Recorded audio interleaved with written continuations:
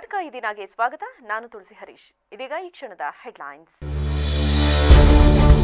ಸಮಾನತೆಗಾಗಿ ಹೋರಾಡಿದ ಮಹಾನ್ ವ್ಯಕ್ತಿ ಡಾಕ್ಟರ್ ಬಿಆರ್ ಅಂಬೇಡ್ಕರ್. ಬಾಬಾ ಸಾಹೇಬ್ ಅವರ ಆಲೋಚನೆಗಳನ್ನು ಎಲ್ಲರೂ ಮೈಗೂಡಿಸಿಕೊಳ್ಳಿ. ಉಸ್ತುವಾರಿ ಸಚಿವ ಕೆಎನ್ ರಾಜಣ್ಣ ಕರೆ. ಜಾತಿ ಗಣತಿ ವರದಿ ಅಂಗೀಕರಿಸುವ ಬಗ್ಗೆ ನಿರ್ಧಾರವಾಗಿಲ್ಲ. ಸಂಪುಟದಲ್ಲಿ ಚರ್ಚಿಸಿದ ಬಳಿಕ ಫಲಿತಾಂಶ ಏನಾಗುತ್ತದೆಂದು ನೋಡೋಣ. ಜಾತಿ ಗಣತಿ ವರದಿ ಬಗ್ಗೆ ಸಚಿವ ರಾಜಣ್ಣ ಪ್ರತಿಕ್ರಿಯೆ.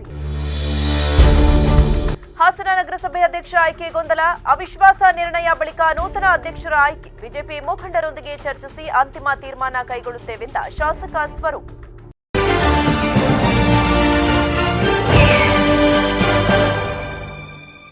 ಶಿವಾಯ ನಮಃ ಇಂದ ಶೂದ್ರರ ನಾಲಿಗೆ ಕತ್ತರಿಸುವ ಕಾಲಘಟ್ಟದಲ್ಲಿ ಶಿಕ್ಷಣ ಸಮಾನತೆಗಾಗಿ ಹೋರಾಟ ಮಾಡುವ ಮೂಲಕ ಸಮಾಜ ನಿರ್ಮಾಣಕ್ಕೆ ಸಂವಿಧಾನ ನೀಡಿದ ಡಾಕ್ಟರ್ ಬಾಬಾ ಸಾಹೇಬ್ ಅಂಬೇಡ್ಕರ್ ಅವರ ಆಲೋಚನೆಗಳನ್ನು ಎಲ್ಲರೂ ಮೈಗೂಡಿಸಿಕೊಳ್ಳಬೇಕು ಎಂದು ಉಸ್ತುವಾರಿ ಸಚಿವ ಕೆಎನ್ ರಾಜಣ್ಣ ಕರೆ ನೀಡಿದರು. ನಗರದ ಹಾಸನಾಂಬ ಕಲಾಕ್ಷೇತ್ರದಲ್ಲಿಂದು ಹಮ್ಮಿಕೊಂಡಿದ್ದ ಡಾಕ್ಟರ್ ಬಿಆರ್ ಅಂಬೇಡ್ಕರ್ ಅವರ 134ನೇ ಜನ್ಮದಿನಾಚರಣೆ ಕಾರ್ಯಕ್ರಮವನ್ನು ಉದ್ಘಾಟಿಸಿ ಮಾತನಾಡಿದ ಅವರು, ಸಮಾನತೆ ಸೃಷ್ಟಿಯಾಗುವವರೆಗೂ ಸಂಘರ್ಷ ಅನಿವಾರ್ಯ. ತುಳಿತಕ್ಕೆ ಒಳಗಾಗುವ ಸಮುದಾಯಗಳಿಗೆ ನ್ಯಾಯ ಒದಗಿಸುವುದು ಸಂವಿಧಾನದ ಆಶಯ. ಮಹಾನ್ ಮಾನವತಾವಾದಿ ಮಹಾಪುರುಷ ಅಂಬೇಡ್ಕರ್ ಸಂವಿಧಾನದ ಮೂಲಕ ಮೀಸಲಾತಿ ನೀಡದೇ ಇದ್ದರೆ ಇದುವರೆಗೆ ಮಹಿಳೆಯರು, ಮಕ್ಕಳು ಹಕ್ಕುಗಳನ್ನು ಹೊಂದಲು ಸಾಧ್ಯವಾಗುತ್ತಿರಲಿಲ್ಲ ಎಂದರು. ಈ ಕಾರ್ಯಕ್ರಮ ಇಡೀ ರಾಜ್ಯದಲ್ಲಿ ಸರ್ಕಾರದ ನಿರ್ದೇಶನದಂತೆ ಎಲ್ಲ ಭಾಗಗಳಲ್ಲೂ ಕೂಡ ಅದ್ದೂರಿಯಾಗಿ ಅಂಬೇಡ್ಕರ್ ಅವರ ಜಯಂತಿಯನ್ನು ಆಚರಣೆ ನಾವು ಇವತ್ತು ಮಾಡ್ತಾ ಇದ್ದೇವೆ. ಬನ್ನಿ ಸರ್. ಅಂಬೇಡ್ಕರ್ ಅವರ ಜಯಂತಿಯನ್ನು ಆಚರಣೆ ಮಾಡ್ತಕ್ಕಂಥದ್ದು ಅಂತ ಹೇಳಿದ್ರೆ ನಮ್ಮಲ್ಲಿ ಮತ್ತೊಮ್ಮೆ ಅಂಬೇಡ್ಕರ್ ಅವರ ವಿಚಾರಧಾರೆಯನ್ನು ಮೆಲುಕು ಹಾಕುವಂತಹ ಒಂದು ಕಾರ್ಯಕ್ರಮಗಳು ಇದಾಗಬೇಕು ಅಂತಕ್ಕಂಥದ್ದು ನಮ್ಮ ಆಶೆ. ಡಾಕ್ಟರ್ ಅಂಬೇಡ್ಕರ್ ಅವರು ಅವರ ವಿದ್ಯಾಭ್ಯಾಸದ ಕಾಲದಲ್ಲಿ ಇದ್ದಂತಹ ಅಸ್ಪೃಶ್ಯತೆ, ಅಂದಿನ ದಿನಮಾನಗಳಲ್ಲಿ ಅಸ್ಪೃಶ್ಯರು ಯಾರು ವಿದ್ಯಾವಂತರು ಆಗಬಾರ್ದು, ವಿದ್ಯೆಯನ್ನು ಕಲಿಬಾರ್ದು ಅಂತಕ್ಕಂಥ ಏನು ಒಂದು ಮನಸ್ಥಿತಿಯನ್ನು ಸಮಾಜ ಹೊಂದಿತ್ತು. ಅಂತಹ ಸಂದರ್ಭದಲ್ಲಿ ಇಡೀ ದೇಶದಲ್ಲಿ ಒಬ್ಬ ಅತ್ಯುನ್ನತ ವಿದ್ಯಾವಂತನಾಗಿ ಹೊರಹೊಮ್ಮಿ ಏನು ಸಂವಿಧಾನ ರಚನೆಯ ಸಭೆಯ ಅಧ್ಯಕ್ಷನಾಗಿ ಆಯ್ಕೆಯಾಗುವ ವಿದ್ವತ್ತನ್ನು ಗಳಿಸಿಕೊಂಡಿದ್ರಲ್ಲ, ಅದನ್ನು ಯಾರು ಊಹೆ. ಇದಕ್ಕೂ ಮುನ್ನ ನಗರದ ಜಿಲ್ಲಾಧಿಕಾರಿ ಕಚೇರಿ ಆವರಣದಲ್ಲಿ ಡಾಕ್ಟರ್ ಬಿಆರ್ ಅಂಬೇಡ್ಕರ್ ಅವರ ಪುತ್ಥಳಿಗೆ ಮಾಲಾರ್ಪಣೆ ಮಾಡಿ ನಂತರ ಮೆರವಣಿಗೆಗೆ ಸಚಿವ ರಾಜಣ್ಣ ಚಾಲನೆ ನೀಡಿದರು. ಈ ವೇಳೆ ಶಾಸಕ ಸ್ವರೂಪ್ ಪ್ರಕಾಶ್ ಮೆರವಣಿಗೆಯಲ್ಲಿ ಹೆಜ್ಜೆ ಹಾಕಿ ಕುಣಿದು ಕುಪ್ಪಳಿಸಿದರು. ಇನ್ನು ಮೆರವಣಿಗೆಯಲ್ಲಿ ನೀಲಿ ಬಾವುಟ ರಾರಾಜಿಸಿದರು. ಕಾರ್ಯಕ್ರಮದಲ್ಲಿ ಸಂಸದ ಶ್ರೇಯಸ್ ಪಟೇಲ್, ಶಾಸಕ ಎಚ್ಪಿ ಸ್ವರೂಪ್ ಪ್ರಕಾಶ್, ಜಿಲ್ಲಾಧಿಕಾರಿ ಸಿ ಸತ್ಯಭಾಮ, ಜಿಲ್ಲಾ ಪಂಚಾಯಿತಿ CEO B R Purnima, SP Mohammed Sujeetha, ನಗರಸಭೆ ಅಧ್ಯಕ್ಷ ಎಂ ಚಂದ್ರೇಗೌಡ, ಸರ್ಕಾರಿ ನೌಕರರ ಸಂಘದ ಅಧ್ಯಕ್ಷ ಕೃಷ್ಣೇಗೌಡ ಸೇರಿದಂತೆ ಮೊದಲಾದವರಿದ್ದರು. ಜಾತಿ ಗಣತಿ ವರದಿ ಬಗ್ಗೆ ಪರ ವಿರೋಧ ವಿಚಾರವಾಗಿ ಹಾಸನದಲ್ಲಿ ಜಿಲ್ಲಾ ಉಸ್ತುವಾರಿ ಸಚಿವ ಕೆಎನ್ ರಾಜಣ್ಣ ಪ್ರತಿಕ್ರಿಯಿಸಿದ್ದಾರೆ. ನಗರದಲ್ಲಿಂದು ಕಾಂಗ್ರೆಸ್ ಕಚೇರಿಯಲ್ಲಿ ಹಮ್ಮಿಕೊಳ್ಳಲಾಗಿದ್ದ ಡಾಕ್ಟರ್ ಬಿಆರ್ ಅಂಬೇಡ್ಕರ್ ಅವರ 134ನೇ ಜನ್ಮದಿನಾಚರಣೆ ಕಾರ್ಯಕ್ರಮದಲ್ಲಿ ಭಾಗವಹಿಸಿ ನಂತರ ಸುದ್ದಿಗಾರರೊಂದಿಗೆ ಮಾತನಾಡಿದ ಅವರು, ಬಿಹಾರ, ತೆಲಂಗಾಣ, ಸೀಮಾಂಧ್ರದಲ್ಲಿ ಜಾತಿ ಗಣತಿ ವರದಿಗಳು ಬಂದಿವೆ. ಅಲ್ಲಿಯೂ ಕೂಡ ಪರ ವಿರೋಧವಾದಂತಹ ಚರ್ಚೆಗಳು ನಡೆಯುತ್ತಿವೆ. ಇಲ್ಲಿಯೂ ಕೂಡ ಚರ್ಚೆ ನಡೆಯುತ್ತಿದೆ. 2015ರಲ್ಲಿ 5 ಕೋಟಿ ಜನಸಂಖ್ಯೆ ಇತ್ತು. ಇವತ್ತು 7 ಕೋಟಿ 40 ಲಕ್ಷದ ಮೇಲೆ ಇದೆ. ಈ ವರದಿ ಅವೈಜ್ಞಾನಿಕ ಎಂದು ವಿರೋಧ ಪಕ್ಷದವರು ಹೇಳುತ್ತಿದ್ದಾರೆ. ಆದರೆ 2015ಕ್ಕೆ ಯಾವ ಜನಸಂಖ್ಯೆ ಇತ್ತು, ಆ ಜನಸಂಖ್ಯೆಯಲ್ಲಿ ಇವರು ಸುಮಾರು 90% ಮನೆಗಳಿಗೆ ವೈಯಕ್ತಿಕವಾಗಿ ಭೇಟಿ ಮಾಡಿದ್ದಾರೆ. ಮನೆಯಲ್ಲಿ ಯಾರು ಹಿರಿಯರಿರುತ್ತಾರೆ ಅವರಿಂದ ಮಾಹಿತಿ ತೆಗೆದುಕೊಂಡು ಫಾರಂನಲ್ಲಿ ತುಂಬಿ ಅವರಿಂದ ಸಹಿ ಪಡೆದಿರುವ ದಾಖಲೆಗಳು ಇದ್ದಾವೆ. ಈ ವರದಿಯಲ್ಲಿರುವ ಪ್ರಮುಖ ಅಂಶಗಳ ಬಗ್ಗೆ ಪರ ವಿರುದ್ಧ ಮಾತುಗಳು ಬರ್ತಿವೆ. ಸರ್ಕಾರ ಇನ್ನೂ ನಿರ್ದಿಷ್ಟವಾದಂತಹ ತೀರ್ಮಾನಕ್ಕೆ ಬಂದಿಲ್ಲ. ಜನರ ಅಭಿಪ್ರಾಯ, ಸಲಹೆ ಕ್ರೋಢೀಕರಿಸಿ ಏಪ್ರಿಲ್ 17ರಂದು ಏರ್ಪಡಿಸಿರುವ ಸಚಿವ ಸಂಪುಟ ಸಭೆಯಲ್ಲಿ ಬೇರೆ ವಿಷಯವಿಲ್ಲ. ಈ ವಿಷಯದ ಬಗ್ಗೆ ಕೂಲಂಕುಷವಾಗಿ ಸಾರ್ವಜನಿಕರ ಅಭಿಪ್ರಾಯಗಳು, ಸಚಿವರ ಸಲಹೆಗಳನ್ನು ಮಂಡಿಸುತ್ತೇವೆ. ಇವೆಲ್ಲವನ್ನ ಪರಿಗಣಿಸಿ ಅಂತಿಮವಾದ ತೀರ್ಮಾನವನ್ನು ತೆಗೆದುಕೊಳ್ಳುವ ಸಂಭವವಿದೆ ಎಂದರು. ಜಾತಿ ಗಣತಿ ಬಗ್ಗೆ ಈಗಾಗಲೇ ಮಾಧ್ಯಮಗಳಲ್ಲಿ ಕೆಲವು ಭಿನ್ನಾಭಿಪ್ರಾಯಗಳನ್ನು ವ್ಯಕ್ತ ಆಗಿರ್ತಕ್ಕಂಥದ್ದು ಗಮನಿಸಿದ್ದೇವೆ. ಯಾವುದೇ ಅಭಿಪ್ರಾಯ ವ್ಯಕ್ತಪಡಿಸ್ತಕ್ಕಂಥದ್ದಕ್ಕೆ ಪ್ರಜಾಪ್ರಭುತ್ವದಲ್ಲಿ ಅವರೆಲ್ಲರಿಗೂ ಕೂಡ ಹಕ್ಕು ಇದೆ, ಅವ್ರಿಗೆ ಅವಕಾಶ ಇದೆ ಅಂತ ನಾನು ಹೇಳೋಲ್ಲ. ನಮ್ಮ ಸಂವಿಧಾನದ ಇವತ್ತು ನಾವು 134ನೇ ಅಂಬೇಡ್ಕರ್ ಅವರ ಜಯಂತಿಯನ್ನು ಆಚರಿಸ್ತೇವೆ. ಅವರು ಕೊಟ್ಟಂಥ ಸಂವಿಧಾನ ಪ್ರಪಂಚದಲ್ಲಿ, ನಮ್ಮ ದೇಶದಲ್ಲಲ್ಲ, ಪ್ರಪಂಚದಲ್ಲೇ ಉತ್ಕೃಷ್ಟವಾದಂತಹ ಒಂದು ಸಂವಿಧಾನ ಅಂತ ಹೇಳಿ ಅದು ಪ್ರಶಂಸೆಗೆ ಅರ್ಹತೆ ಹೊಂದಿರತಕ್ಕಂಥದ್ದು. ಅಂಥ ದಿವಸ ನಾವು ಈ ಒಂದು ಏನು ಸನ್ಮಾನ್ಯ ಸಿದ್ದರಾಮಯ್ಯನವರು, ನಮ್ಮ ಸರ್ಕಾರ, ಕಾಂಗ್ರೆಸ್ ಪಕ್ಷದ ಸರ್ಕಾರ, ಯಾವುದೇ ಸಮುದಾಯಕ್ಕೂ ಕೂಡ ಅನ್ಯಾಯ ಆಗದ ರೀತಿಯಲ್ಲಿ ನಿರ್ಧಾರಗಳನ್ನು ತೆಗೆದುಕೊಳ್ತೇವೆ. ಈಗೆಲ್ಲ ಅಂಕಿ ಸಂಖ್ಯೆಗಳು ಏನಿಗೆಲ್ಲ ಹೊರಗಡೆ ಬಂದು ಹಾಸನ ನಗರಸಭೆ ಅಧ್ಯಕ್ಷರ ವಿರುದ್ಧ ವಿಶ್ವಾಸ ನಿರ್ಣಯಕ್ಕೆ ಮನವಿ ಸಲ್ಲಿಸಿದ್ದು ಬಿಜೆಪಿ ನಾಯಕರೊಂದಿಗೆ ಚರ್ಚಿಸಿ ಮುಂದಿನ ಅಧ್ಯಕ್ಷರನ್ನ ಆಯ್ಕೆ ಮಾಡುವ ಕುರಿತು ನಿರ್ಣಯ ಕೈಗೊಳ್ಳಲಾಗುವುದು ಎಂದು ಶಾಸಕ ಸ್ವರೂಪ್ ಪ್ರಕಾಶ್ ತಿಳಿಸಿದರು. ನಗರದಲ್ಲಿಂದು ಸುದ್ದಿಗಾರರೊಂದಿಗೆ ಮಾತನಾಡಿದ ಅವರು, ಹಾಸನ ನಗರಸಭೆ ಅಧ್ಯಕ್ಷ ಚಂದ್ರೇಗೌಡರು ನಮ್ಮ ಆಪ್ತರೆ. ನನ್ನ ನೇತೃತ್ವದಲ್ಲೇ ಅವರನ್ನ ಅಧ್ಯಕ್ಷರನ್ನಾಗಿ ಆಯ್ಕೆ ಮಾಡಲಾಗಿತ್ತು. ಈ ವೇಳೆ 6 ತಿಂಗಳಿಗೆ ರಾಜೀನಾಮೆ ನೀಡುವುದೆಂದು ನಿರ್ಣಯವಾಗಿತ್ತು. ಆದರೆ ಅಧ್ಯಕ್ಷರು ಮಾತು ತಪ್ಪಿದ್ದು ಅವರ ವಿರುದ್ಧ ಅವಿಶ್ವಾಸ ನಿರ್ಣಯಕ್ಕೆ ಮನವಿ ಸಲ್ಲಿಸಲಾಗಿದೆ. ಏಪ್ರಿಲ್ 16ರ ಬುಧವಾರ ಉಪಾಧ್ಯಕ್ಷ ಸ್ಥಾನಕ್ಕೆ ಚುನಾವಣೆ ನಡೆಯಲಿದ್ದು, ಅಧ್ಯಕ್ಷರು ಅವಿಶ್ವಾಸ ಗೊತ್ತುವಳಿಗೆ ಸಮಯ ನಿಗದಿ ಮಾಡದೇ ಇದ್ದಲ್ಲಿ ಉಪಾಧ್ಯಕ್ಷರಿಗೆ ಮನವಿ ಸಲ್ಲಿಸಲಾಗುವುದು ಎಂದ ಅವರು, ಅಧ್ಯಕ್ಷರ ಆಯ್ಕೆ ವಿಚಾರಕ್ಕೆ ಸಂಬಂಧಪಟ್ಟಂತೆ ಈವರೆಗೂ ಬಿಜೆಪಿ ಪಕ್ಷದ ನಾಯಕರೊಂದಿಗೆ ಚರ್ಚಿಸಿಲ್ಲ. ಮುಂದಿನ ದಿನಗಳಲ್ಲಿ ನಮ್ಮ ವರಿಷ್ಠರ ಸೂಚನೆ ಮೇರೆಗೆ ಬಿಜೆಪಿ ಸದಸ್ಯರು ಹಾಗೂ ಮುಖಂಡರೊಂದಿಗೆ ಚರ್ಚಿಸಿ ಮುಂದಿನ ಕ್ರಮ ಕೈಗೊಳ್ಳಲಾಗುವುದು ಎಂದರು. ಚುನಾವಣೆ ಇದೇ ತಿಂಗಳ 16ನೇ ತಾರೀಕು ಬುಧವಾರದಂದು ಇದೆ. ಅದರಲ್ಲಿ ಪಕ್ಷದ ವರಿಷ್ಠ ಅಂತ ನಮ್ಮ ಸನ್ಮಾನ್ಯ ಎಚ್ ಡಿ ರೇವಣ್ಣವರು, ನಮ್ಮ ನಗರಸಭೆ ಸದಸ್ಯರು ಮತ್ತು ಎಲ್ಲರನ್ನೂ ಕೂಡ ಒಂದು ಸಭೆಯನ್ನು ಕರೆದಿದ್ದಾರೆ. ಈಗ ನಮಗೆ ಮುಂದೆ ಇರುವಂಥದ್ದು ನಗರಸಭೆ ಉಪಾಧ್ಯಕ್ಷ ಚುನಾವಣೆ. ಅದು ಚುನಾವಣೆ ತದನಂತರ ಉಪಾಧ್ಯಕ್ಷರು ಈ ಅಧ್ಯಕ್ಷರ ಒಂದು ಅವಿಶ್ವಾಸಕ್ಕೆ ಒಂದು ದಿನಾಂಕವನ್ನು ನಿಗದಿ ಮಾಡಬೇಕು. ಮುಂದೆ ನೋಡೋಣ ಯಾವ ರೀತಿ ಏನಾಗ್ತಿದೆ ಅಂತ ಮುಂದೆ ಕಾದು ನೋಡೋದು. ಇನ್ನೂ ಯಾವುದು ಚರ್ಚೆ ಮಾಡಿಲ್ಲ. ಮುಂದಿನ ದಿನಗಳಲ್ಲಿ ನಮ್ಮ ಹಿರಿಯ ಮುಖಂಡರು, ಎಲ್ಲ ಪಕ್ಷದ ಹಿರಿಯ ಮುಖಂಡರು ರೇವಣ್ಣವರು ಮತ್ತು ಬಿಜೆಪಿಯ ಮುಖಂಡರೆಲ್ಲ ಸೇರಿ ಚರ್ಚೆ ಮಾಡಿ ತೀರ್ಮಾನವನ್ನು ಕೈಗೊಳ್ತೀವಿ. ಸರ್, ಈಗ ನಗರಸಭೆಯಲ್ಲಿ ತಮ್ಮದೇ ಪಕ್ಷದ ಅಧ್ಯಕ್ಷರು ಮಾಡಿದ್ರಿ ತಾವೇ ಬೆಂಬಲದಲ್ಲಿ. ಇವತ್ತು ನಿಮ್ಮ ನಡುವೆ ಅವಿಶ್ವಾಸ ಗೊತ್ತುವಳಿ ಮಂಡನೆಯಂತಹ ಸಂದರ್ಭ ಎದುರಾಗಿದೆ. ಇದನ್ನು ಯಾವ ಥರ ಫೇಸ್ ಮಾಡ್ತಾ ಇಲ್ಲ? ಏನು ನನ್ನ ಒಂದು ನೇತೃತ್ವದಲ್ಲೇ, ನನ್ನ ಒಂದು ಮುಂದಾಳತ್ವದಲ್ಲೇ ನಮ್ಮ ನಗರಸಭೆ ಅಧ್ಯಕ್ಷ ಮತ್ತು ಉಪಾಧ್ಯಕ್ಷರನ್ನ ನಾವು ಆಯ್ಕೆ ಮಾಡಿದ್ದು. ನಗರಸಭೆ ಅಧ್ಯಕ್ಷನೇ ಚುನಾವಣೆ ಇದ್ದಂಥ ಸಂದರ್ಭ ಮಲೆನಾಡು ತಾಂತ್ರಿಕ ಮಹಾವಿದ್ಯಾಲಯದ ಸಭಾಂಗಣದಲ್ಲಿಂದು ಸಂವಿಧಾನ ಶಿಲ್ಪಿ ಡಾಕ್ಟರ್ ಬಿಆರ್ ಅಂಬೇಡ್ಕರ್ ಅವರ 134ನೇ ಜನ್ಮ ದಿನಾಚರಣೆಯನ್ನು ಅರ್ಥಪೂರ್ಣವಾಗಿ ಆಚರಿಸಲಾಯಿತು. ಕಾರ್ಯಕ್ರಮದಲ್ಲಿ ಅಂಬೇಡ್ಕರ್ ಅವರ ಭಾವಚಿತ್ರಕ್ಕೆ ಪುಷ್ಪಾರ್ಚನೆ ಸಲ್ಲಿಸಿ ನಂತರ ಮಾತನಾಡಿದ ಸಂಸ್ಥೆಯ ಅಧ್ಯಕ್ಷರಾದ ಆರ್ಟಿ ದ್ಯಾವೇಗೌಡರು, ಡಾಕ್ಟರ್ ಬಿಆರ್ ಅಂಬೇಡ್ಕರ್ ಅವರು ಕೊಟ್ಟಂತಹ ಅದ್ಭುತವಾದ ಸಂವಿಧಾನವು ನಾವೆಲ್ಲ ಉತ್ತಮವಾದ ಜೀವನವನ್ನು ನಡೆಸುವುದಕ್ಕೆ ಸಹಕಾರಿಯಾಗಿದೆ ಎಂದು ತಿಳಿಸಿದರು. ಆದರೆ ಅದರ ಫಲಿತಾಂಶ ಏನು ಅನ್ನೋದನ್ನು ನಾವು ಇವತ್ತು ಸಹ ಯೋಚನೆ ಮಾಡಿಲ್ಲ. ನಾವೆಲ್ಲ ವಿದ್ಯಾವಂತರಾಗಿದ್ದೇವೆ. ಆ ಫಲಿತಾಂಶದ ಬಗ್ಗೆ ಅವರು ಅವರು ಕೊಟ್ಟಂಥ ಕೊಡುಗೆ ಬಗ್ಗೆ ನಾವೆಲ್ಲ ಚಿಂತನೆ ಮಾಡಿ ಈ ದೇಶದ, ಈ ರಾಜ್ಯದ ಒಂದು ಉಳಿವಿಗಾಗಿ, ಸಮಾನತೆಯ ಬದುಕಿಗಾಗಿ ನಾವೆಲ್ಲ ಕಾರ್ಯಕ್ರಮಗಳನ್ನು ರೂಪಿಸೋಣ. ನಾವೆಲ್ಲ ಈ ಕಾರ್ಯಕ್ರಮದಲ್ಲಿ ಭಾಗವಹಿಸಿದ್ವಿ. ಮತ್ತೊಮ್ಮೆ ತಮಗೆ ನನ್ನ 1ನೇ ನಗರ ಕಾಲೇಜಿನ ಪ್ರಧಾನ ಕಾರ್ಯದರ್ಶಿ ಜಗದೀಶ್ ಚೌಡವಳ್ಳಿ ಮಾತನಾಡಿ, ತಮ್ಮ ಇಡೀ ಬದುಕನ್ನ ಹೋರಾಟಕ್ಕೆಂದೇ ಮುಡುಪಾಗಿಟ್ಟಂತಹ ಮಹಾನ್ ವ್ಯಕ್ತಿ ಡಾಕ್ಟರ್ ಬಿಆರ್ ಅಂಬೇಡ್ಕರ್ ಅವರು ಒಂದು ಜಾತಿಗೆ ಸೀಮಿತರಾಗದೆ ಇಡೀ ದೇಶದ ಜನರಿಗೆ ಧ್ವನಿಯಾಗಿ ಕಾರ್ಯನಿರ್ವಹಿಸಿದಂತಹ ಧೀಮಂತ ನಾಯಕರು.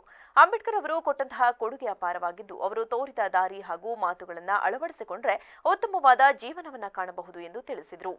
ಡಾಕ್ಟರ್ ಅಂಬೇಡ್ಕರ್ ಅವರು ಒಂದು ಜಾತಿಗೆ ಸೀಮಿತವಲ್ಲದೆ ಇಡೀ ಸಮುದಾಯಗಳ ಪರವಾಗಿ ನಿಂತು ಕೆಲಸ ಮಾಡಿದಂಥ ಧೀಮಂತ ನಾಯಕರು. ನಮ್ಮ ಭಾರತವನ್ನು ಪ್ರತಿನಿಧಿಸಿದಂಥ ಇಬ್ಬರು ಮಹಾನ್ ನಾಯಕರಲ್ಲಿ ಮಹಾತ್ಮ ಗಾಂಧೀಜಿಯವರು ಹಾಗೂ ಡಾಕ್ಟರ್ ಅಂಬೇಡ್ಕರ್ ಅವರು ಮೊದಲರಾಗಿ ನಿಂತಿದ್ದಾರೆ. ಇವರು ಯಾವುದೇ ಜಾತಿ ಸಂಕುಲಗಳಿಗೆ ಒಳಗಾಗದೆ ಎಲ್ಲ ಸಮುದಾಯಗಳಿಗೆ, ಶೋಷಿತ ವರ್ಗಗಳಿಗೆ ಸಲ್ಲಬೇಕಾದಂತಹ, ಪಕ್ಕಬೇಕಾದಂತಹ ಹಕ್ಕುಗಳನ್ನು ಮಂಡನೆ ಮಾಡಿ ಸುಮಾರು 100 ಜನರು ತಯಾರು ಮಾಡಿದ ಕರಡಿನ ಅಧ್ಯಕ್ಷರಾಗಿ ಅವರು ನಮ್ಮ ಭಾರತಕ್ಕೆ ಸಂವಿಧಾನದ ಕೊಡುಗೆಗಳನ್ನು ನೀಡಿದಂಥ ಮಹಾನ್ ಚೇತನ. ಇಂಥ ಸಮುದಾಯಗಳಿಗೆ ಮಾರುವಾಗಿ ಸಿಗ್ತಕ್ಕಂಥ ಸರ್ಕಾರಿ ಸವಲತ್ತುಗಳಿರ್ಬೋದು, ಯಾವುದೇ ಜಾತಿ. ಪ್ರಾಂಶುಪಾಲ ಡಾಕ್ಟರ್ ಎಜೆ ಕೃಷ್ಣಯ್ಯ ಮಾತನಾಡಿ, ಈ ದೇಶ 2 ಸಂವಿಧಾನಗಳನ್ನು ಕಂಡಿದೆ. ಮನುಸ್ಮೃತಿ ಮತ್ತು ಸ್ವಾತಂತ್ರ್ಯದ ನಂತರ ಅನುಷ್ಠಾನಕ್ಕೆ ಬಂದ ಭಾರತೀಯ ಸಂವಿಧಾನ. ಮನುಸ್ಮೃತಿ ಅಸಮಾನತೆಯನ್ನ ಎತ್ತಿ ಹಿಡಿದಿದ್ದು, ಸಮಾಜವನ್ನ ಚಾತುರ್ವರ್ಣ ವ್ಯವಸ್ಥೆ ಮೂಲಕ ವಿಂಗಡಿಸಲಾಗಿತ್ತು.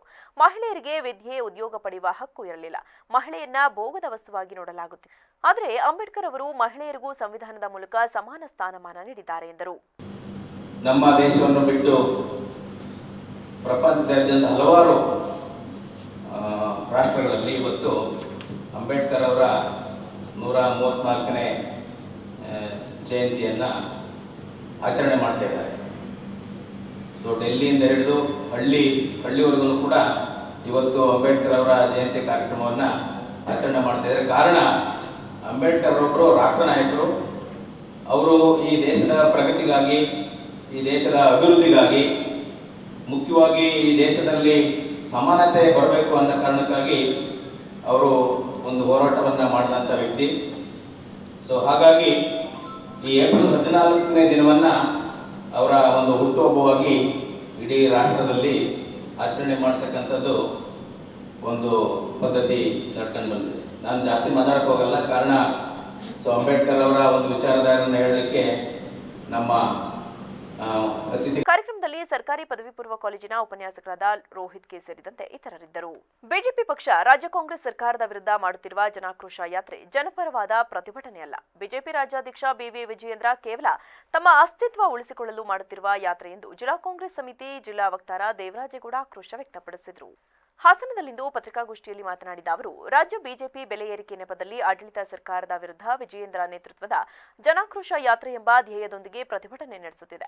ಇದು ಕೇವಲ ವಿಜಯೇಂದ್ರ ಅವರು ತಮ್ಮ ಹುದ್ದೆಯನ್ನ ಉಳಿಸಿಕೊಳ್ಳುವ ಸಲುವಾಗಿ ಕೇಂದ್ರ ನಾಯಕರ ಮೆಚ್ಚುಗೆ ಪಡೆಯಲು ಪ್ರತಿಭಟನೆ ಮಾಡುತ್ತಿದ್ದಾರೆಯೇ ಹೊರತು ರಾಜ್ಯದ ಜನತೆಯ ಪರವಾಗಿಲ್ಲ ಎಂದ ಅವರು, ವಿಜಯೇಂದ್ರ ಅವರ ಒಳಮರ್ಮವನ್ನ ಅರಿಯದ ವಿಪಕ್ಷ ನಾಯಕ ಆರ್ ಅಶೋಕ್, ಪ್ರಹ್ಲಾದ್ ಜೋಶಿ, ಛಲವಾದಿ ನಾರಾಯಣಸ್ವಾಮಿ, ಅಶ್ವಥ್ ನಾರಾಯಣ್, ಸಿಟಿ ರವಿ ಮುಂತಾದವರು ವಿಜಯೇಂದ್ರ ಜೊತೆ ಕೈಜೋಡಿಸಿ ಜನಾಕ್ರೋಶ ಯಾತ್ರೆ ಮಾಡುತ್ತಿರುವುದು ಸರಿಯಲ್ಲ ಎಂದರು. ರಾಜ್ಯ ಬಿಜೆಪಿಯ ಮುಖಂಡರುಗಳು ರಾಜ್ಯ ಸರ್ಕಾರ ಹಾಲಿನ ದರವನ್ನು 4 ರೂಪಾಯಿಗೆ ಏರಿಸಿದ ನಂತರ ರಾಜ್ಯದಾದ್ಯಂತ ಜನಾಕ್ರೋಶ ಅನ್ನೋ ಒಂದು ನಾಮಧೇಯದ ಅಡಿಯಲ್ಲಿ ಪ್ರತಿಭಟನೆಯನ್ನು ಪ್ರಾರಂಭವನ್ನು ಮಾಡಿದರು. ಭಾರತೀಯ ಜನತಾ ಪಕ್ಷದ ಮುಖಂಡರುಗಳು ಮಾಡಿದಂಥ ಈ ಒಂದು ಪ್ರತಿಭಟನೆ ನೋಡಿದಾಗ, ಆ ಪ್ರತಿಭಟನೆಯಲ್ಲಿ ಸೇರಿದಂಥ ಜನಗಳನ್ನ ನೋಡಿದಾಗ ಎಲ್ಲೂ ಕೂಡ ಜನಾಕ್ರೋಶ ಅಂತೇನು ಅನ್ನಿಸ್ಲಿಲ್ಲ. ಯಾಕೆಂದರೆ ಆ ಪ್ರತಿಭಟನೆಯಲ್ಲಿ ಯಾರು ಕೂಡ ಸಾರ್ವಜನಿಕರು ಇರಲಿಲ್ಲ. ಅಲ್ಲಿದ್ದದ್ದು ಕೇವಲ ಭಾರತೀಯ ಜನತಾ ಪಕ್ಷದ ಮುಖಂಡರುಗಳು ಹಾಗೂ ಆ ಪಕ್ಷದ ಕಾರ್ಯಕರ್ತರು. ಅಂದರೆ ಸಂಪೂರ್ಣವಾಗಿ ಅದು ಭಾರತೀಯ ಜನತಾ ಪಕ್ಷದ ಆಕ್ರೋಶ ಆಗಿತ್ತು ಹೊರತು ಜನಾಕ್ರೋಶದ ಪ್ರತಿಭಟನೆ ಆಗಿರಲಿಲ್ಲ.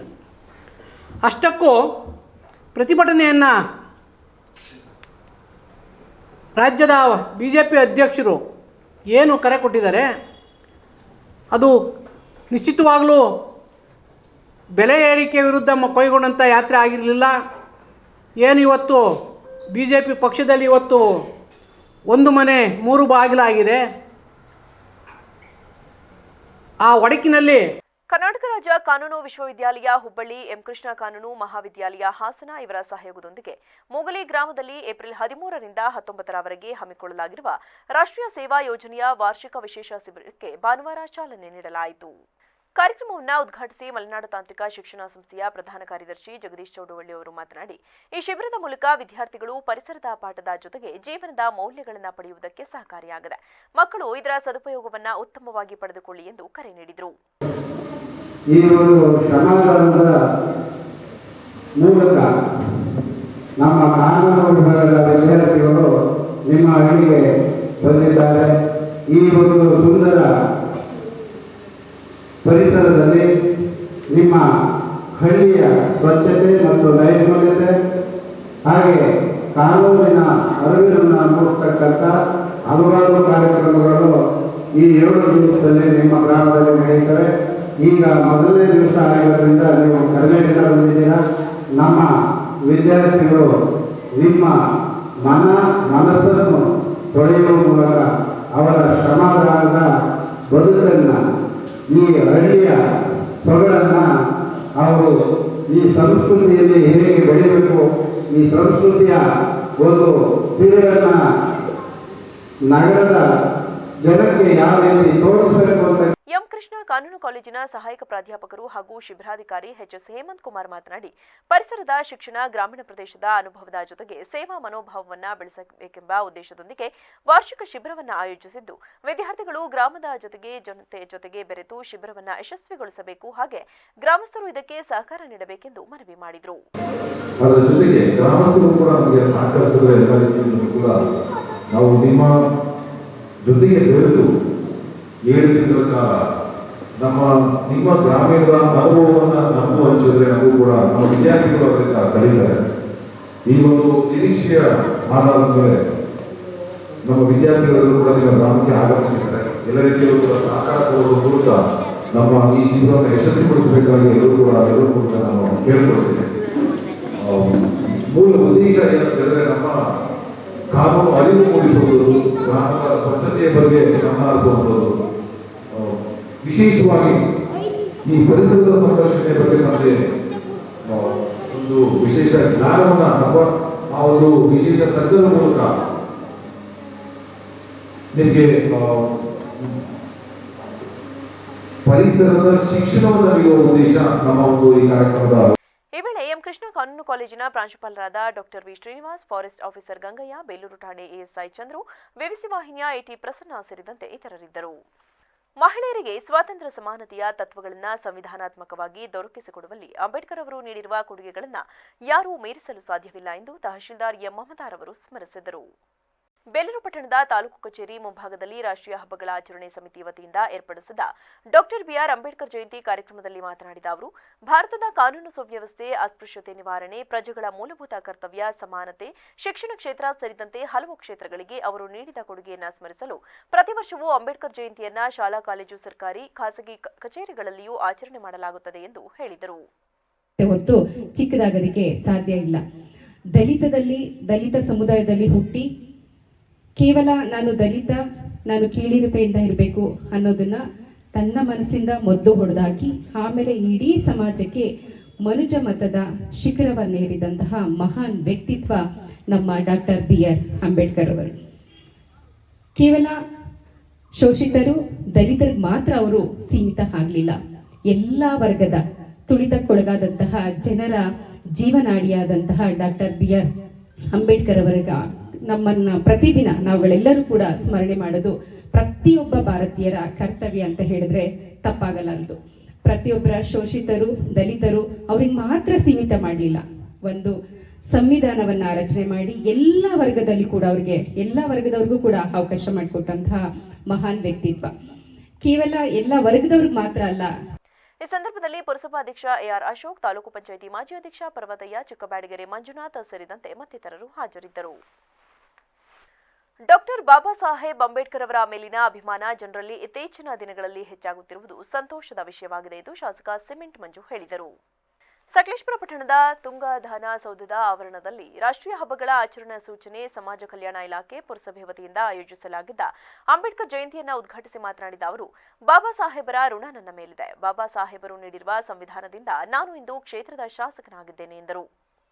ಈ ಸಂದರ್ಭದಲ್ಲಿ ಮುಖ್ಯ ಭಾಷಣಕಾರ ಪ್ರೊಫೆಸರ್ ಮಂಜಯ್ಯ, ತಹಶೀಲ್ದಾರ್ ಅರವಿಂದ್, ಡಿವೈಎಸ್ಪಿ ಪ್ರಮೋದ್, ತಾಲೂಕು ಪಂಚಾಯಿತಿ ಕಾರ್ಯನಿರ್ವಾಹಕ ಅಧಿಕಾರಿ ಗಂಗಾಧರ್, ಸಮಾಜ ಕಲ್ಯಾಣಾಧಿಕಾರಿ ಮೋಹನ್ ಕುಮಾರ್, ಪುರಸಭಾ ಮುಖ್ಯಾಧಿಕಾರಿ ಮಹೇಶ್ವರಪ್ಪ, ಪುರಸಭಾ ಸದಸ್ಯೆ ಅನ್ನಪೂರ್ಣ ಮುಂತಾದವರು ಹಾಜರಿದ್ದರು. ಆಲೂರು ತಾಲೂಕಿನ ಸೆಸ್ಕಾಂ ಹಾಗೂ ಕೆಪಿಟಿಸಿಎಲ್ ಇಲಾಖೆ ವತಿಯಿಂದ ಅದ್ದೂರಿ ಅಂಬೇಡ್ಕರ್ ಜಯಂತಿ ಆಚರಣೆ ಮಾಡಲಾಯಿತು.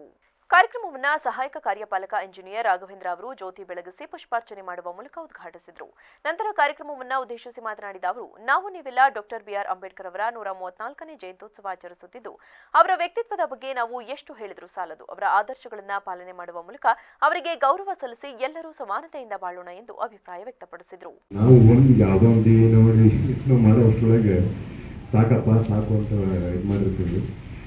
ಓದೋದನ್ನೇ ಅಭ್ಯಾಸ ಮಾಡಿಕೊಂಡು ಅದನ್ನೇ ಮುಂದುವರಿಸ್ಕೊಂಡು 32 ಡಿಗ್ರಿ ಪಡೆಯೋದು ನಾವೆಲ್ಲ ಊಹೆ ಮಾಡೋಕ್ಕೂ ಆಗಲ್ಲ, ಅಥವಾ ಅದನ್ನು ಆಲೋಚನೆ ಮಾಡೋಕ್ಕೂ ಆಗಲ್ಲ ಅಂಥ ವ್ಯಕ್ತಿತ್ವ ಅದು. 1890ರಲ್ಲಿ ಜನನ ಆಗುತ್ತೆ. ಜ್ಞಾನೇಶ್ವರ ಹೇಳ್ದಂಗೆ 10ನೇ ಕ್ಲಾಸು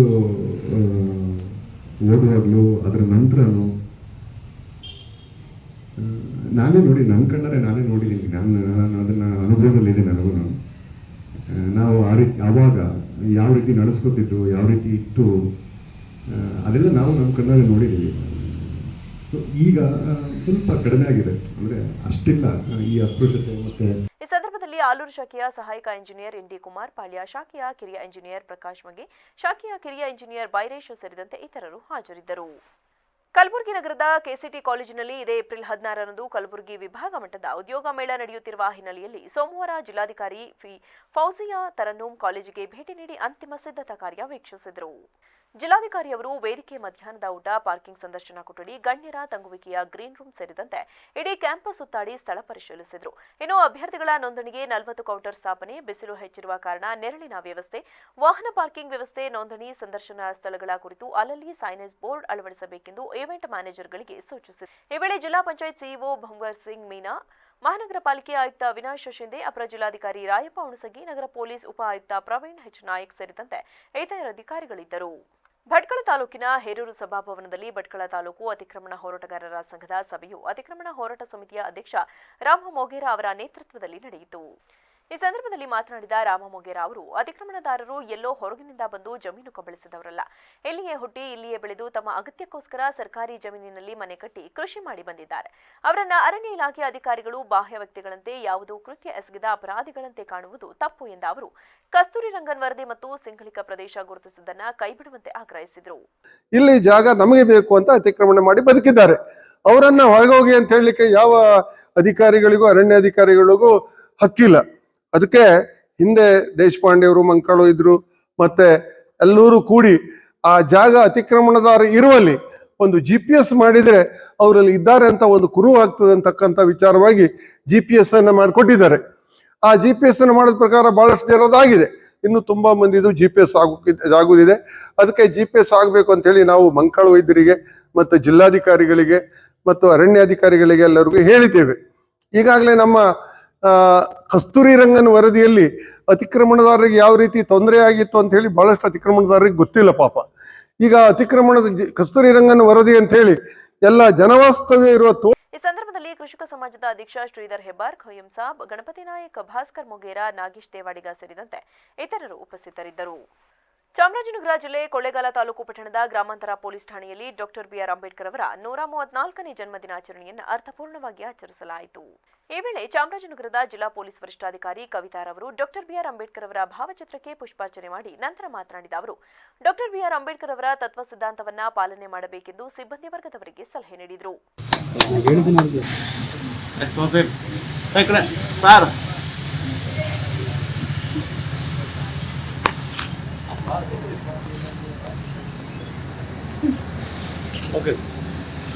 ಮಾಡಿ ಅಂತ ಕೇಳ್ತಾ ಇದ್ರ ಹಾಗೆ ಅಂಬೇಡ್ಕರ್ಗೆ ನೀವು ಗೌರವವನ್ನ ಮತ್ತೆ ಅವರ ಆಶಯದಂತೆ ಏನು ಬದಲಾವಣೆ ಮಾಡಬೇಕು ಅಂತಂದ್ರೆ ಅವರ ತತ್ವ ಆದರ್ಶಗಳನ್ನ ಮೈಗೂಡಿಸ್ಕೊಳ್ಬೇಕು. ಮತ್ತೆ ಯಾವುದರ ಮೂಲಕ ಸಮಾಜ ಅಭಿವೃದ್ಧಿ ಆಗ್ಲಿಕ್ಕೆ ಸಾಧ್ಯ ಅನ್ನೋದ್ರ ಬಗ್ಗೆ ತುಂಬಾ ಚಿಂತನೆಯನ್ನ ಮಾಡಿದ್ದಾರೆ ಅವರು. ವಾಸ್ತವಿಕವಾಗಿ ವಸ್ತುನಿಷ್ಠ ಚಿಂತನೆಗಳು ಅದೆಲ್ಲ ಎಲ್ಲೂ ಕೂಡ ಎಕ್ಸಾಜರೇಟೆಡ್ ಆದಂತ ವರ್ಷನ್ಸ್ ಅಲ್ಲ, ಅಥವಾ ಸತ್ಯಕ್ಕೆ ದೂರವಾದಂಥ ವಿಷಯಗಳನ್ನು ಯಾವುದೂ ಅವ್ರು ಹೇಳಿಲ್ಲ.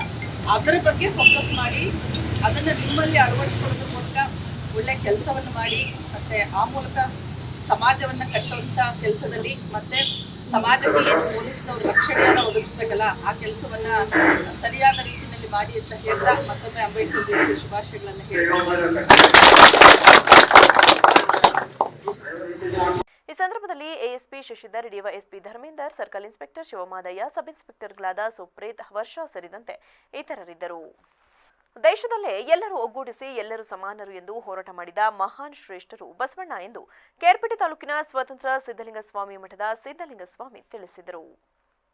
ಮಳವಳ್ಳಿ ತಾಲೂಕಿನ ಕಿರುಗಾವಲು ಗ್ರಾಮದಲ್ಲಿ ಬಸವ ಕೇಂದ್ರ ಬಸವ ಸಮಿತಿ ಮತ್ತು ಶ್ರೀ ಬಸವೇಶ್ವರ ಮಠದ ವತಿಯಿಂದ ಸ್ಥಾಪಿಸಲಾಗಿರುವ ಕರ್ನಾಟಕ ಸಾಂಸ್ಕೃತಿಕ ನಾಯಕ ಶ್ರೀ ವಿಶ್ವಗುರು ಬಸವಣ್ಣನವರ ಪುತ್ಥಳಿ ಉದ್ಘಾಟಿಸಿ ಮಾತನಾಡಿದ ಅವರು, ಭೂಮಿ ಆಕಾಶ ಎಷ್ಟು ಅಗಲವಿದೆಯೋ ಅಷ್ಟು ಸಾಧನೆ ಮಾಡಿದವರು ನಮ್ಮ ಬಸವಣ್ಣನವರು.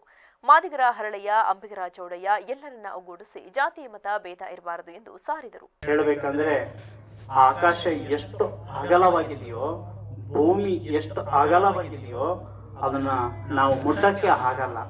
ಅಷ್ಟು ಅಂತ ಮಹಾತ್ಮರ ಇವತ್ತು ಪುತ್ಥಳಿ ಅನುಗ್ರಹ ನಮಗೆ ಸಿಕ್ಕಿದೆ ಅಂದ್ರೆ ಪೂರ್ವ ಜನ್ಮದ ಪುಣ್ಯ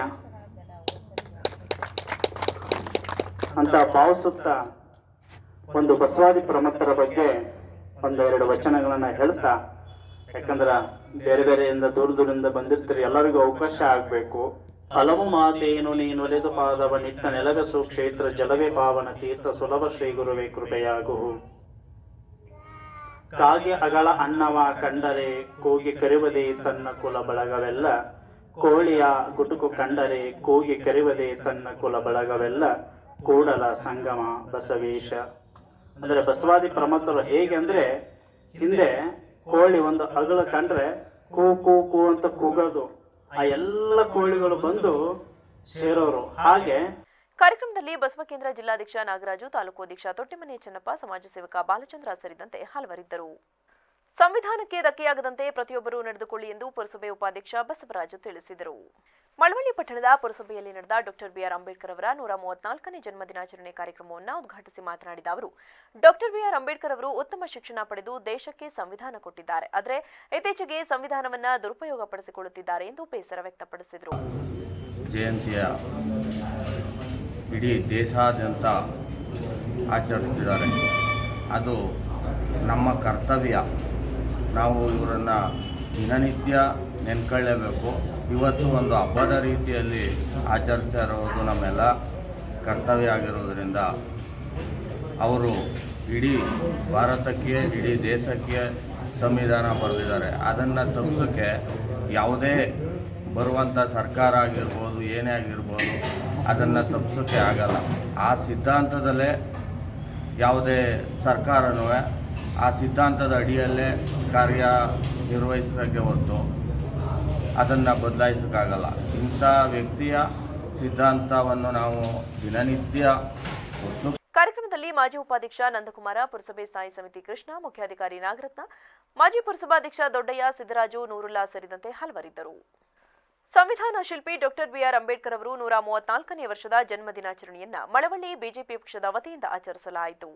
ಬಿಜೆಪಿ ಪಕ್ಷದ ಕಾರ್ಯಕರ್ತರು ಪಟ್ಟಣದ ಪಕ್ಷದ ಕಚೇರಿಯಲ್ಲಿ ಆಯೋಜಿಸಿದ್ದ ಕಾರ್ಯಕ್ರಮಕ್ಕೆ ಜಿಲ್ಲಾ ಉಪಾಧ್ಯಕ್ಷ ಯಮದೂರು ಸಿದ್ದರಾಜು ಅಂಬೇಡ್ಕರ್ ಅವರ ಭಾವಚಿತ್ರಕ್ಕೆ ಪುಷ್ಪಾರ್ಚನೆ ಸಲ್ಲಿಸಿ ಮಾತನಾಡಿ, ಕಾಂಗ್ರೆಸ್ ಸರ್ಕಾರ 70 ವರ್ಷ ಆಡಳಿತ ನಡೆಸಿದ್ದರೂ ಅಂಬೇಡ್ಕರ್ ಅವರಿಗೆ ಅಗೌರವದಿಂದ ನಡೆದುಕೊಂಡಿದೆ. ಆದರೆ ಬಾಬಾ ಸಾಹೇಬರಿಗೆ ಗೌರವ ನೀಡಿರುವುದು ನಮ್ಮ ಪ್ರಧಾನಿ ಮೋದಿ ಅಂಬೇಡ್ಕರ್ ಅವರಿಗೆ ಸಂಬಂಧಿಸಿದ ಪಂಚ ಸ್ಥಳಗಳನ್ನು ಗುರುತಿಸಿ ಅಭಿವೃದ್ಧಿಪಡಿಸಿದ್ದಾರೆ ಎಂದರು. ಏನು ಸಂವಿಧಾನವನ್ನು ಬರೆದಿದ್ದಾರೆ ಅದು ಒಂದು ಯಾವುದೇ ಒಂದು ಜಾತಿಗೆ ಸೀಮಿತವಲ್ಲ.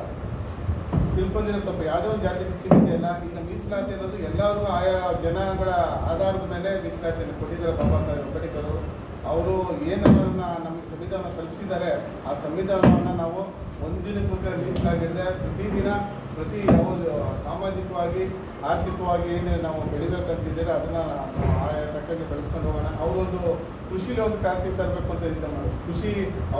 ಕೃಷಿಯಲ್ಲಿ ಎಲ್ಲ ಭೂಮಿಗಳನ್ನ, ರೈತ ಭೂಮಿಗಳನ್ನ ಸರ್ಕಾರವನ್ನೇ ತಗೊಂಡು ಆಯಾ ಜನಾಂಗದ ಆಧಾರಿತವಾಗಿ ಮೀಸಲಾತಿ ಇಟ್ಟು ಅಲ್ಲಿಂದ ಜನಾಂಗವನ್ನು ಬಿಟ್ಬಿಟ್ಟು ಅಲ್ಲಿಂದ ಬೆಳತಕ್ಕಂಥ ಕೃಷಿ ಸಲಕರಣೆಗಳನ್ನ ಕೊಟ್ಟು ಅಲ್ಲಿಂದ ಬರ್ತಕ್ಕಂಥ ಆದಾಯಗಳನ್ನ ಜನಸಾಮಾನ್ಯರಿಂದ ಹಣವನ್ನು ಪಡಿಬೇಕು ಅಂತ ಒಂದು ಮಾರ್ಗದರ್ಶನ ಹೊಂದಿದ್ದು ಅಂತ ಒಂದು ಇಷ್ಟಷ್ಟು ನಮ್ಮ ಸಿದ್ದರಾಮಯ್ಯ ಹೇಳ್ದಂಗೆ ಭಾಳ ವಿಸ್ತಾರವಾಗಿ ಹೇಳಿದ್ದಾರೆ. ಅವ್ರು ಹೇಳಿದ್ರು ನಮಗೆ ಒಂದಿನ ಆದರೂ ಸಾಕಾಗಿಲ್ಲ ಅಂತ. ಅವ್ರು ಮಾತಾಡ್ತಾರೆ, ಅವ್ರ ಉತ್ಸುಕಾಗಿ ಅವ್ರ ಟೈಮೇ ಸಾಕಾಗ್ತದೆ. ಕಾರ್ಯಕ್ರಮದಲ್ಲಿ ಜಿಲ್ಲಾ ಉಪಾಧ್ಯಕ್ಷ ಕೆಂಪಬೋರಯ್ಯ, ಪುರಸಭೆ ಸದಸ್ಯ ರವಿ ಚಿಕ್ಕಣ್ಣ, ಆನಂದ್ ಕಗಲಿಪುರ, ಫಲಾನುಭವಿ ಪ್ರಕೋಷ್ಠ ರಾಜ್ಯ ಸಮಿತಿ ಸದಸ್ಯ ಮಧುಗಂಗಾಧರ್ ಸೇರಿದಂತೆ ಹಲವರಿದ್ದರು. ಶ್ರೀರಾಮನವಮಿ ಪ್ರಯುಕ್ತ ಶ್ರೀರಾಮಾಂಜನೇಯ ಸೇವಾ ಸಮಿತಿ ವತಿಯಿಂದ ಸಾವಿರಾರು ಭಕ್ತರಿಗೆ ಮಳವಳ್ಳಿ ಪಟ್ಟಣದ ಕೋಟೆ ಶ್ರೀ ಆಂಜನೇಯ ಸ್ವಾಮಿ ದೇವಸ್ಥಾನದಲ್ಲಿ ಅನ್ನಸಂತರ್ಪಣೆ ನಡೆಸಲಾಯಿತು. ಬೆಳಗ್ಗೆ ದೇವಸ್ಥಾನದಲ್ಲಿ ಪೂಜೆ ಸಲ್ಲಿಸಿದ ಬಳಿಕ ಆಗಮಿಸಿದ ಭಕ್ತರಿಗೆ ಅನ್ನಸಂತರ್ಪಣೆ ಮಾಡಲಾಯಿತು. ಈ ವೇಳೆ ಶ್ರೀರಾಮಾಂಜನೇಯ ಸೇವಾ ಸಮಿತಿ ಮುಖಂಡ ಪ್ರಸನ್ನ ಮಾತನಾಡಿ, ಪ್ರತಿ ವರ್ಷದಂತೆ ಈ ವರ್ಷವೂ ಸಹ ಶ್ರೀರಾಮನವಮಿ ಪ್ರಯುಕ್ತ ಸುಮಾರು 5,000 ಭಕ್ತರಿಗೆ ಅನ್ನಸಂತರ್ಪಣೆ ಮಾಡಲಾಗುತ್ತಿದೆ ಎಂದು ತಿಳಿಸಿದರು. ರಾಮಾಂಜನೇಯ ಸೇವಾ ಸಮಿತಿ ವತಿಯಿಂದ ಕೋಟೆ ಮಳವಳ್ಳಿ ಸಾರ್ವಜನಿಕರು ಪ್ರತಿ ವರ್ಷದಂತೆ ರಾಮನ ಪಟ್ಟಾಭಿಷೇಕ ಪ್ರಯುಕ್ತ ಅನ್ನಸಂತರ್ಪಣೆ ಏರ್ಪಾಡು ಮಾಡಿದ್ದೀವಿ. ಅದರಂತೆ ಇಲ್ಲಿನ ಭಕ್ತಾದಿಗಳು ನಮ್ಮ ಟ್ರಸ್ಟ್ ವತಿಯಿಂದ ಭಕ್ತಾದಿಗಳಿಗೆ ಅನ್ನಸಂತರ್ಪಣೆಯನ್ನು ಭಾಳ ಅಚ್ಚುಕಟ್ಟಾಗಿ ನೆರವೇರಿಸ್ಕೊಂಡು ಬಂದಿದ್ದೀವಿ. ಪ್ರತಿ ವರ್ಷದಂತೆ ಹಿಂದಿನ ವರ್ಷದಂತೆ ಪ್ರತಿ ವರ್ಷ ಇದನ್ನು ಮುಂದುವರ್ಸ್ಕೊಂಡು ಹೋಗ್ತಾ ಇದ್ದೀವಿ. ಎಷ್ಟು ಜನಕ್ಕೆ ಮಾಡ್ತೀವಿ? 11 ದಿವಸಕ್ಕೆ ಮಾಡ್ತೀವಿ, 9 ದಿವಸಕ್ಕೆ ಮಾಡ್ತೀವಿ. ನಮ್ಮ ಅನುಕೂಲಕ್ಕೆ ಎಷ್ಟು ಜನ ಮಾಡಿದ್ದೀವಿ? 5,000 ಜನಕ್ಕೆ ನಾವು ಅಂತ ಏರ್ಪಾಡು ಮಾಡಿದ್ದೀವಿ. ಅದ್ರ ಮೇಲೆ ಬಂದಷ್ಟು ಜನಕ್ಕೆ ನಾವು ಆಲ್ರೆಡಿ ಬರ್ತಾ ಇದ್ದಾರೆ ಆಲ್ರೆಡಿ ಎಲ್ಲ. ಎಷ್ಟು ಗಂಟೆಯಿಂದ ಸ್ಟಾರ್ಟ್ ಮಾಡಿದ್ದೀವಿ? 12 ಗಂಟೆಯಿಂದ ಸ್ಟಾರ್ಟ್ ಮಾಡಿದ್ದೀವಿ. ಎಲ್ಲಿವರೆಗೆ ಆಗುತ್ತೋ ಪ್ರಸಾದ ಎಲ್ಲಿವರೆಗೆ ಇರ್ತದೆ ಅಲ್ಲಿವರೆಗೆ. ಈ ಸಂದರ್ಭದಲ್ಲಿ ಪುರಸಭೆ ಸದಸ್ಯ ಪ್ರಶಾಂತ್ ಚೌಡಯ್ಯ, ಅಂಕನಾಥ್ ಸೇರಿದಂತೆ ಹಲವರಿದ್ದರು. ಐತಿಹಾಸಿಕ ಪ್ರಸಿದ್ಧ ತುಮಕೂರು ಜಿಲ್ಲೆಯ ಗುಬ್ಬಿ ತಾಲೂಕಿನ ಸಾಗಸಂದ್ರ ಶ್ರೀ ಕೆಂಪಮ್ಮ ದೇವಿಯ ಮಹಾರಥೋತ್ಸವ ಸಾವಿರಾರು ಭಕ್ತರ ನಡುವೆ ವೈಭವದಿಂದ ನಡೆಯಿತು. ರಥೋತ್ಸವದ ಪ್ರಯುಕ್ತ ಶ್ರೀ ಕೆಂಪಮ್ಮ ದೇವಿಗೆ ವಿಶೇಷ ಹೂವಿನ ಅಲಂಕಾರ ಮಾಡಲಾಗಿತ್ತು. ಬೆಳಗ್ಗೆಯಿಂದಲೇ ರಾಜ್ಯದ ಮೂಲೆ ಮೂಲೆಗಳಿಂದ ಆಗಮಿಸಿದ ಭಕ್ತರು ಶ್ರೀ ಕೆಂಪಮ್ಮ ದೇವಿಯ ದರ್ಶನ ಪಡೆದರು. ವಾಡಿಕೆಯಂತೆ ಮುಂಜಾನೆ ಆರಂಭವಾದ ಶ್ರೀ ಕೆಂಪಮ್ಮ ದೇವಿಯ ರಥೋತ್ಸವಕ್ಕೆ ನಾಡಿನ ವಿವಿಧ ಭಾಗಗಳಿಂದ ಆಗಮಿಸಿದ ಭಕ್ತರು ರಥೋತ್ಸವದಲ್ಲಿ ಭಾಗಿಯಾಗಿ ರಥಕ್ಕೆ ಬಾಳೆ ಹಣ್ಣು ದವನ ಎಸೆದು ಭಕ್ತಿ ಸಮರ್ಪಿಸಿದರು. ಇನ್ನು ಜಾತ್ರೆಗೆ ಚೇಳೂರು ಠಾಣೆಯ ಪಿಎಸ್ಐ ನಾಗರಾಜು ನೇತೃತ್ವದಲ್ಲಿ ಸೂಕ್ತ ಬಂದೋಬಸ್ತ್ ಏರ್ಪಡಿಸಲಾಗಿತ್ತು. ಇದೀಗ ಸಂಕ್ಷಿಪ್ತ ಸುದ್ದಿಗಳು. ತಾಲೂಕಿನಲ್ಲಿಂದು ಭಾರತ ರತ್ನ ಸಂವಿಧಾನ ಶಿಲ್ಪಿ ಡಾಕ್ಟರ್ ಬಿಆರ್ ಅಂಬೇಡ್ಕರ್ ಅವರ 135ನೇ ಜನ್ಮದಿನೋತ್ಸವವನ್ನು ಭಕ್ತಿ ಭಾವದಿಂದ ಆಚರಿಸಲಾಯಿತು. ಈ ಸಂದರ್ಭದಲ್ಲಿ ಕಾಂಗ್ರೆಸ್ ಮುಖಂಡ ಹಾಗೂ ಗ್ಯಾರಂಟಿ ಯೋಜನೆ ಅನುಷ್ಠಾನ ಪ್ರಾಧಿಕಾರ ಸಮಿತಿಯ ಅಧ್ಯಕ್ಷ ಮುರಳಿ ಮೋಹನ್ ಕಾರ್ಯಕ್ರಮದಲ್ಲಿ ಭಾಗವಹಿಸಿ ಬಾಬಾ ಸಾಹೇಬರ ಭಾವಚಿತ್ರಕ್ಕೆ ಪುಷ್ಪಾರ್ಚನೆ ಸಲ್ಲಿಸಿದರು. ಕಾರ್ಯಕ್ರಮದಲ್ಲಿ ಸಕಲೇಶಪುರ ತಾಲೂಕಿನ ಭೀಮಾ ಬಂಧುಗಳು ಸೇರಿದಂತೆ ಹಲವಾರು ಕಾರ್ಯಕರ್ತರು ಉಪಸ್ಥಿತರಿದ್ದರು. ಸಂವಿಧಾನ ಶಿಲ್ಪಿ ಭಾರತ ರತ್ನ ಡಾಕ್ಟರ್ ಬಿಆರ್ ಅಂಬೇಡ್ಕರ್ ಅವರ 134ನೇ ಜಯಂತಿ ಕಾರ್ಯಕ್ರಮದ ನಿಮಿತ್ತವಾಗಿ ಶಿರಸಿಯ ಅಂಬೇಡ್ಕರ್ ವೃತ್ತದಿಂದ ಅಂಬೇಡ್ಕರ್ ಭಾವಚಿತ್ರದ ಮೆರವಣಿಗೆ ನಡೆಸಲಾಯಿತು. ಸಹಾಯಕ ಆಯುಕ್ತರು ಅಂಬೇಡ್ಕರ್ ಭಾವಚಿತ್ರಕ್ಕೆ ಪೂಜೆ ಸಲ್ಲಿಸಿ ಪುಷ್ಪಾರ್ಚನೆ ಸಲ್ಲಿಸುವ ಮೂಲಕ ಗೌರವ ನೀಡಿ ಮೆರವಣಿಗೆಗೆ ಚಾಲನೆ ನೀಡಿದರು. ಮೆರವಣಿಗೆಯಲ್ಲಿ ಪರಿಶಿಷ್ಟ ಸಮುದಾಯದ ಮುಖಂಡರು ಹಾಗೂ ಅಧಿಕಾರಿಗಳು ಪಾಲ್ಗೊಂಡಿದ್ದರು. ಕೊನೆಯಲ್ಲಿ ಮತ್ತೊಮ್ಮೆ ಹೆಡ್ಲೈನ್ಸ್. ಸಮಾನತೆಗಾಗಿ ಹೋರಾಡಿದ ಮಹಾನ್ ವ್ಯಕ್ತಿ ಡಾಕ್ಟರ್ ಬಿಆರ್ ಅಂಬೇಡ್ಕರ್. ಬಾಬಾ ಸಾಹೇಬ್ ಅವರ ಆಲೋಚನೆಗಳನ್ನು ಎಲ್ಲರೂ ಮೈಗೂಡಿಸಿಕೊಳ್ಳಿ. ಉಸ್ತುವಾರಿ ಸಚಿವ ಕೆಎನ್ ರಾಜಣ್ಣ ಕರೆ. ಜಾತಿ ಗಣತಿ ವರದಿ ಅಂಗೀಕರಿಸುವ ಬಗ್ಗೆ ನಿರ್ಧಾರವಾಗಿಲ್ಲ. ಸಂಪುಟದಲ್ಲಿ ಚರ್ಚಿಸಿದ ಬಳಿಕ ಫಲಿತಾಂಶ ಏನಾಗುತ್ತದೆಂದು ನೋಡೋಣ. ಜಾತಿ ಗಣತಿ ವರದಿ ಬಗ್ಗೆ ಸಚಿವ ರಾಜಣ್ಣ ಪ್ರತಿಕ್ರಿಯೆ. ಹಾಸನ ನಗರಸಭೆ ಅಧ್ಯಕ್ಷ ಆಯ್ಕೆ ಗೊಂದಲ. ಅವಿಶ್ವಾಸ ನಿರ್ಣಯ ಬಳಿಕ ನೂತನ ಅಧ್ಯಕ್ಷರ ಆಯ್ಕೆ. ಬಿಜೆಪಿ ಮುಖಂಡರೊಂದಿಗೆ ಚರ್ಚಿಸಿ ಅಂತಿಮ ತೀರ್ಮಾನ ಕೈಗೊಳ್ಳುತ್ತೇವೆಂದ ಶಾಸಕ ಸ್ವರೂಪ್. ಕ್ಷಣ ಕ್ಷಣದ ಸುದ್ದಿಗಾಗಿ ನೋಡ್ತಾ ಇರಿ ವಿವಿಸಿ ಟಿವಿ. ಇದು ಜನರ ಧ್ವನಿ. ಸತ್ಯದ ಕಡೆ ನಮ್ಮ ನಡೆ.